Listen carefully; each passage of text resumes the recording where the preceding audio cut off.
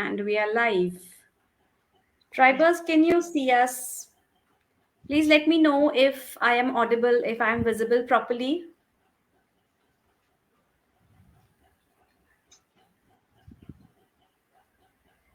Give us a thumbs up if you can see me well.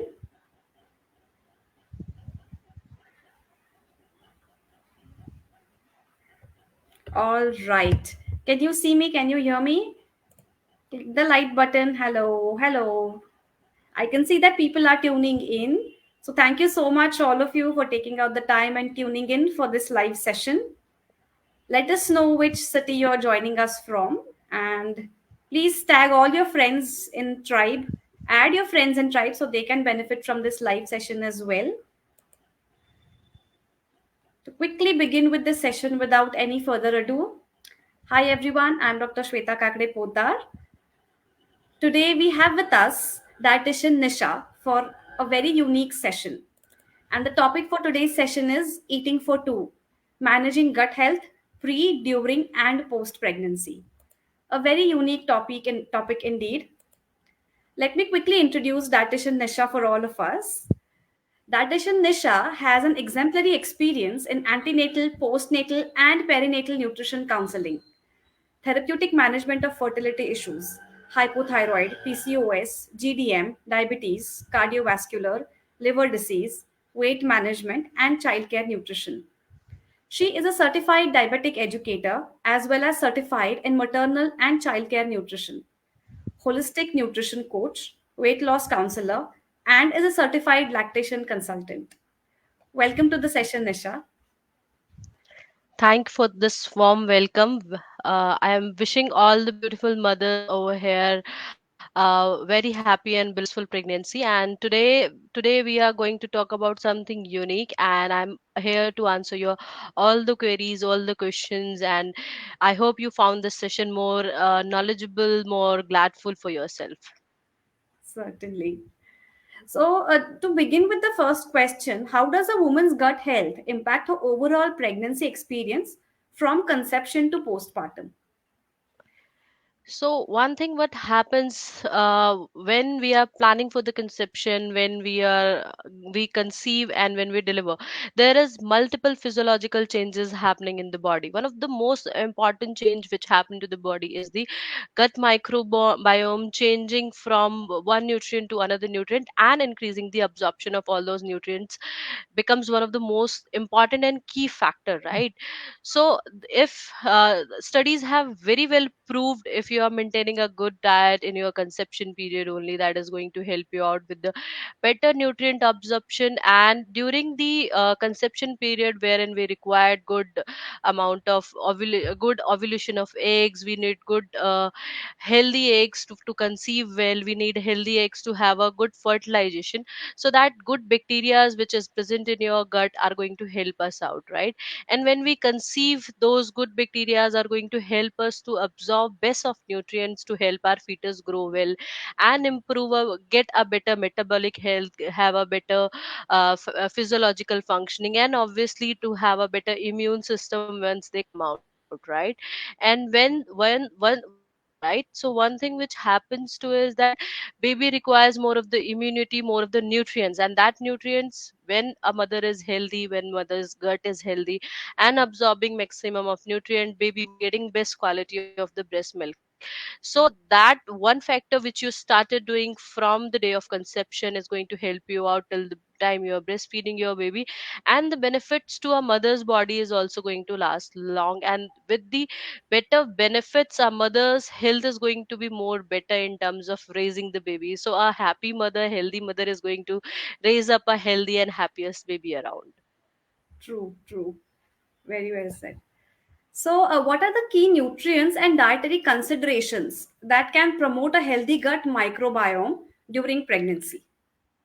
So, when it comes to us, all of us, what happens is when we start counting our nutrients, we always focus on macronutrients. Protein kha liya, carbs kha liya, and we have managed our like fiber, and everything is sorted. When it comes to maintaining a good gut microbiome, we have to ensure that we are taking counting our micronutrients also, be it prebiotics, probiotics, be it iron, be it calcium, be it omega 3. So for prebiotics, you need to have certain food products, like you can add up bananas to your diet, you can add up soaked garlics to your diet, you can add up almonds and walnuts, which is going to be anti-inflammatory for your body. And when it comes to probiotic, one of the happiest thing which happens around is the curd, right?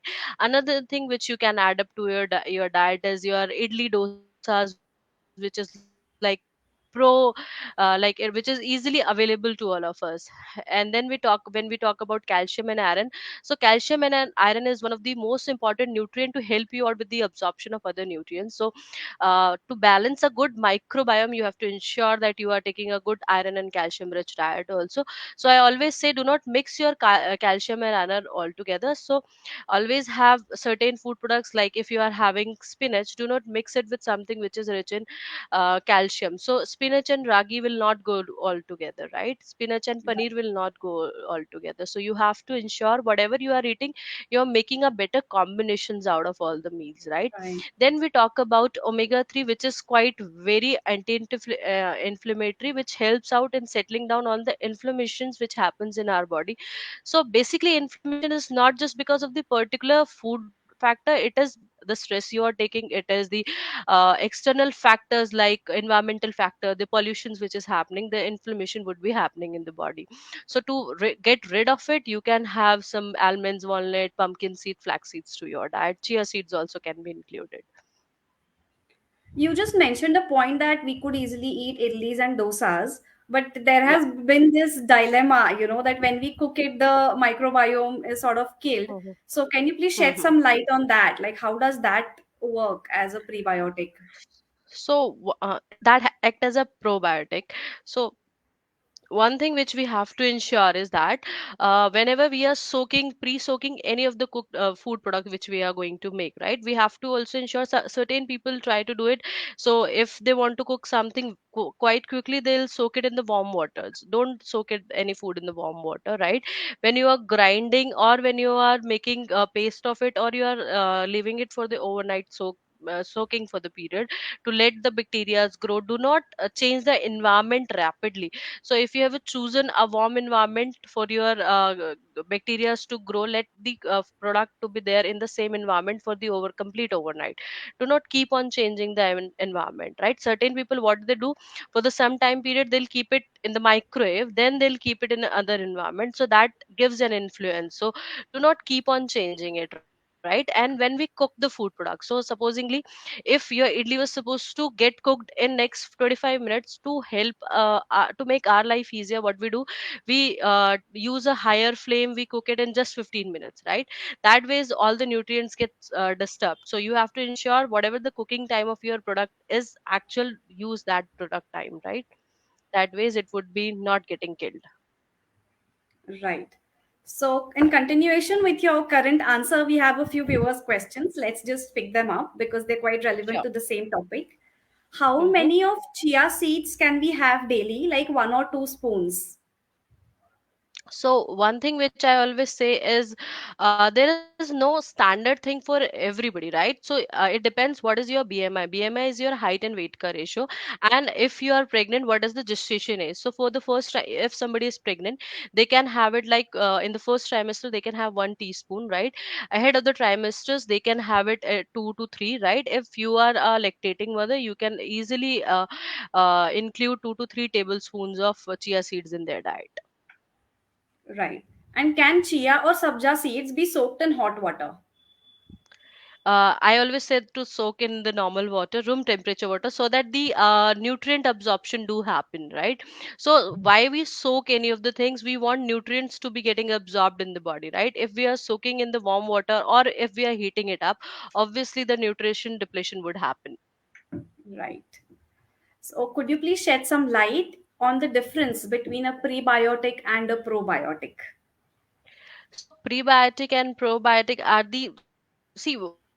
these are the ingredients which comes on. So prebiotic is already present in some food. You'll be getting in the food which is already present, right? And probiotic, you need to grow that bacteria around, right? So when we talk about prebiotic you'll be getting from the foods like asparagus. It would be, you'll be getting from garlic, you'll be getting from banana, you'll be getting from all the ripened food products, right? And when we talk about probiotic, we need to grow those bacteria. So the from all the fermented food, when we grow those bacteria, those get converted into probiotics. Right. Okay. How does a mother's gut health influence the development of her baby's gut microbiome and the future health? So one of the basic thing which we need to understand, what is basically microbiome. So microbiome is a group of bacteria which helps our gut to work more significantly, more effectively, right? It helps in the absorption of all the nutrients, right? So all the food which we are taking, be it soluble, insoluble fibers, be it your prebiotic, probiotics, they are going to get absorbed in your body and get help you in the better uh, functioning of your digestive system, which helps you to have a better metabolic system, first thing, better hormonal system, and obviously that helps in the development of the good immunity for the mother. So if a mother who is immune wise fine, if a mother who is hormonally doing best, if a mother who is doing good with the metabolic system, obviously the outcomes of the pregnancy would be going to be very good. First and foremost thing which she'll be giving her baby the time baby comes out is that um, immunity, right? So that immunity which baby gets from the mother in the form of the best quality of milk, and best quality of milk will only comes in when a mother's gut is completely healed and very good, right? So breast, that immunity would be passing on to the baby, so we pass on all the antibodies which is IgM IgA from the breast milk to the baby. So that is also going to help our baby to grow finely, right? And obviously those physiological changes and those gut changes which happens to a baby when they come out to the world, in the form of digestion, in the form of excreting out all the jaundice and everything that goes in. So benefits of a good mother's gut health is going to help our baby, not just the baby delivers, it is going to help out for the complete future life of the baby. Right. Okay. Can you provide some practical tips for maintaining a balanced diet and a gut friendly diet during pregnancy? So so most of us we just forget one thing which happens to us. We crave for the food and we just want certainly different food products on our plate every time. So when somebody asks me, so I always say one basic simple single rule which they have to understand is their plate has to be balanced every time, no matter whatever they want to eat, right?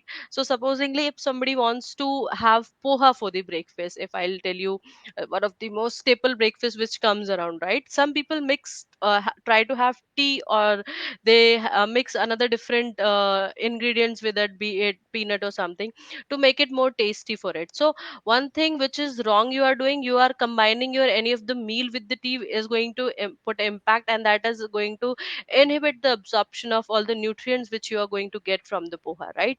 So poha, how you can make it more healthier, put some black chana to it, put some green chili, so green moong dal to it. That is going to help you out to have a complete balanced meal. Poha being rich in iron, calcium, and good complex fiber, complex carb, and when we mix some protein to it, it is going to give us multiple benefits altogether, right? I always say that no matter how busy you are, what your day schedule is, always pre-plan your day.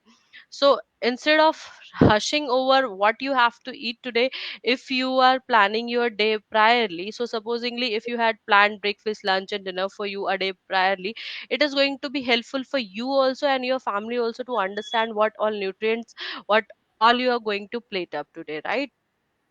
And then as I said, that balancing your plate most important thing. So you have to ensure that your half of plate is filled up with the fruits and vegetable. Salads also you can put in, so you can have variety of salads as different fruits and salad available to you near about you. Just plate it up. Another half, 25% has to be complex carb, and 25% has to be the protein. Be I always suggest that it has to be a complex protein for the mother who is pregnant, and uh, in the postnatal phase, that can be a simpler protein also. So when I say complex protein, that basically means is legumes, moreover chola chana rajma, and then sambars also can be put. People can have sambar rice also. If somebody is a non-vegetarian, they can have chicken or something as well, right? And during postpartum phase, obviously, as mothers digestion do get impacted because of the process of the delivery, because of the erratic eating pattern and sleeping pattern, so they can have the simpler pulses like moong masoor dal, which would be helping you to have a better digestion but a better nutrient dense plate as well, right? Another advice which I always give to mother: try to have each meal which has to be nutrient dense, right? So when I say nutrient dense, this basically means is one nutrient giving you multiple benefits, right? So supposingly, if you are having black chana as your salad, right, that is going to give you iron at the same time, protein at the same time, and good amount of fiber at the same time, right? It is going to give you more of the micronutrients, which is very important for you, for the be it the magnesium, be it phosphorus. So that one bowl of chana is going to give you multiple benefits altogether. So always, whatever you are choosing, try to have a overall look on the each and every food products. That is going to give you more benefits and would make you understand better things, right? When I say complex carb, so people tend to mix a lot of grains all together. So I always say that instead of mixing four grains all together, keep four different grains, mix one grain at one time of the one point of time, right? So with the wheat, if you want to mix besan at the same time, that is going to give you protein and iron also together. If you are mixing jowar, so that jowar is going to give you more of the complex carb, and it is a being low in gi, that is going to help you out to not have any sugar fluctuation. If you are mixing naichini or ragi, that is going to give you calcium and iron together. So mix things, but always make a better combinations of the things. And these four ways, it would be easier for you to maintain a good healthy lifestyle during your pregnancy or postpartum phase. Great. Thank you for breaking it down and making it so easy to understand, because I'm sure these are tough topics to understand when we read it in, the big jargon. But thank you for making it so easy to understand. We have our viewers' questions on same line. In case Mhm. of nausea and vomiting throughout the pregnancy period, what foods can be taken to get full absorption? So, one thing which you have to understand is, if you are having a lot of nausea, you need to understand that there is something wrong with your food, something is wrong with your diet pattern which you are doing. So certainly, one thing which happens is not having meals on your time, not having small and frequent meals, right? Certain food products which are going to help you out to fight off with the nausea is like you can have like you have to ensure that you are taking a protein rich diet, and before sleeping, every night before you sleep, you are having a snack which is quite rich in protein. It could be a cup of milk, it could be a ragi biscuit, it could be a dal soup or something, right? In the early morning, when you start your day with some roasted makhana, and then you can have some melons or strawberry if it is available to you. And then ahead of the day, ensure that you are taking one coconut water which is soothing your gut, and you are including a lot of charge and curd to your diet, which is helping your gut to get settled down to from those nausea or heartburn which you are facing again and again. So, this was the nausea during pregnancy. The question was Mm-hmm. about the nausea that she faces during pregnancy. Mm-hmm.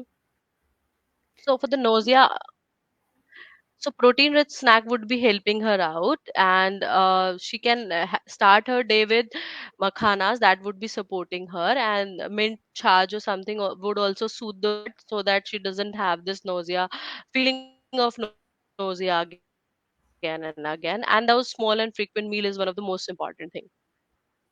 Okay. The next question is, do we need to have food every 2 hours mandatorily?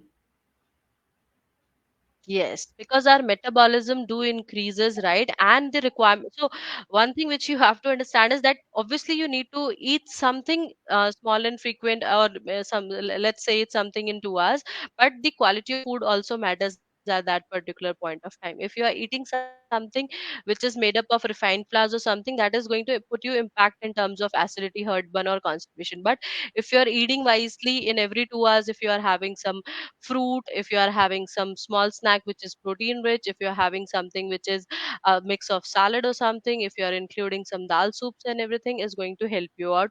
But having something every 2 hours is mandatory in the pregnancy. It would Okay. prevent any sort of hypoglycemia. It would prevent the lowering of bp also, and it is also going to help you out to maintain your energy level throughout the day. Okay.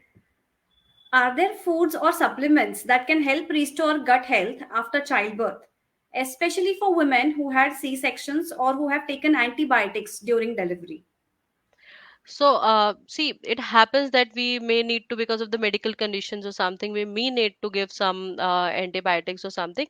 But at the same time, we advise mothers when they get delivered to hydrate themselves as much as is possible immediately once they are allowed to have liquids, right? And once we start with the food, we start with the food which is good for their gut. Also, we ensure that there are supplements which has been provided by the doctors. They give them probiotics also. They start immediately rather, so that they have a good gut. And also when we talk about diet changes, they have to ensure they start eating as soon as they are allowed, right? And not to have all of those drinks which make, like caffeine rich drinks or something which give them acidity or something. All of those practices they have to avoid. Right. Okay. Yeah. With that, we are at the end of today's questions. Have we missed out on any major points of discussion that should have been covered? One thing which I always make a keynote for the mothers is that whenever you are eating, wherever you are eating, you have to ensure that you are eating well, right? Few things which they have to ensure is that they are, when they are plating up, or when they are going out to eat also, or when they are cooking at the home also, they have to ensure they are not eating anything which is extra sugary, right? Anything which is very much sugary, anything which gives the inflammation to the body, or anything which is quite high on the refined sugars, or refined flours like maida, corn flour. They have to avoid all of those things. And I always say, on the certain cases, they have to ensure they are preferring the whole grains or whole fruits instead of the quick fix of anything, like be it juice or be it just a simpler grain. So that is one of the most important things which they have to, with the all the do's which we just discussed, there are certain don'ts also which they have to follow. Right. Yeah. Great. Thank you so much for sparing your precious time and being with us here today and troubleshooting all these questions for us. Thank you so much for having me here. I'm wishing all the mothers, wonderful mothers around here, all the very best for their journey. And this is going to be one of the best phase of their life. Enjoy it with the best of the food around. True, very true. Thank you so much, Tribers, for tuning in. With that, it's a wrap on today's session. See you again in next interesting session just on Parent Tribe by SuperBottoms. Thank you so much.